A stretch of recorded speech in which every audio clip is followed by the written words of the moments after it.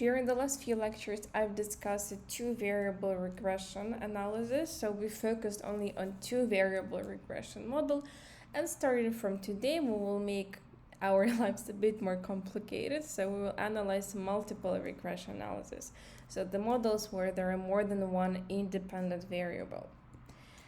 On this slide, you can see the very quick overview of today's discussion, so I will start with a three-variable model, then I will discuss two measures, coefficient of determination r-squared and the coefficient of correlation, which is r. Then I will move to the normality assumption, the one that we are already familiar with. I will just quickly revise it. Then after this, I will spend a bit more time on hypothesis testing. So some of the parts will be completely familiar to you, some of the parts of this section will be very much new to you. After this, I will move to the part called linear restrictions. So I will show you how to test if linear restrictions are significant or not, and then I will end the presentation with the test for structural stability. So let's have a look at this three-variable model. So in this model now there are two independent variables, x2 and x3. So once again, y, this is the dependent variable, beta1 is the intercept, beta2 is the first part regression coefficient, x2 and x3, those are explanatory or independent variables. As always, u is the disturbance term or the error term, and we've got here I as well. We've seen it before. So this is the ith observation. So that means that this is cross-sectional data. However, if we've had, whenever we have time series data, the subscript will be t. And if it's panel data, since it is the combination of cross-sectional and time series data, we will have it. So, assumptions. To be able to undertake hypothesis testing, the model needs to satisfy certain list of assumptions, so the so-called classical linear regression model assumptions. And here they are once again.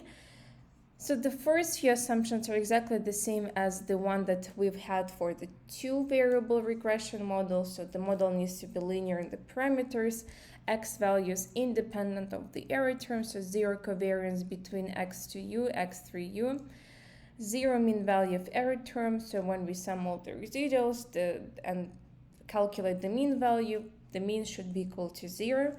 Constant variance of the error term of homoscedasticity. So again, those are the exact same assumptions as we've seen when we discussed the two-variable regression model. So those are the so-called classical linear regression assumptions. This assumption is exactly the same as before. There should be no autocorrelation or correlation between the error terms, so the covariance between two terms from two observations should be equal to 0. Again, the number of observation n must be greater than the number of parameters to be estimated. And in the previous model, when we had two variables, we said that the number of observations must be higher than 2 because we had two parameters. If we look at this model, in this case, we've got three parameters, beta1, beta2, beta3. So the number of observations must be higher than 3. The x values in the given sample must not all be the same, so they must be different. So again, this is the assumption we've seen before. And now two new assumptions that we didn't have before because we had only one variable. So there should be no exact linear relationship between x2 and x3. So in other words, x2 should not be the function of x3 and x3 should not be the function of x2. So they should be completely unrelated. For example, the case of dependent variables would be probably if you take GDP in current prices and GDP in constant prices. So if you take these two independent variables, very, very probable they will be linear dependent on each other. And the last assumption is there should be no specification bias. In other words, the model must be correctly specified. But we'll discuss specification bias in more details during the next, in a few lectures. So for now, I'm not going to discuss it, I'm not going to focus on it, but we'll come back to it in a couple of lectures. So let's have a look at the coefficients. So as I told you before, beta 1, this is the intercept term, and it is always equal to the average value of the dependent variable when x2 and x3 are equal to 0. So I want x2 and x3 equal to 0. Y is equal to beta 1, and it means that it is equal to its average value. Beta 2 and beta 3, those are the so-called partial regression coefficients.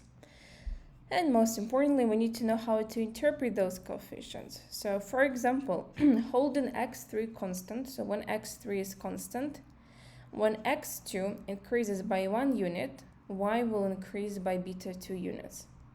We can give a similar interpretation to beta 3. So this time we hold x2 constant. So hold an x2 constant. When x3 increases by 1 unit, y will increase by beta 3 units.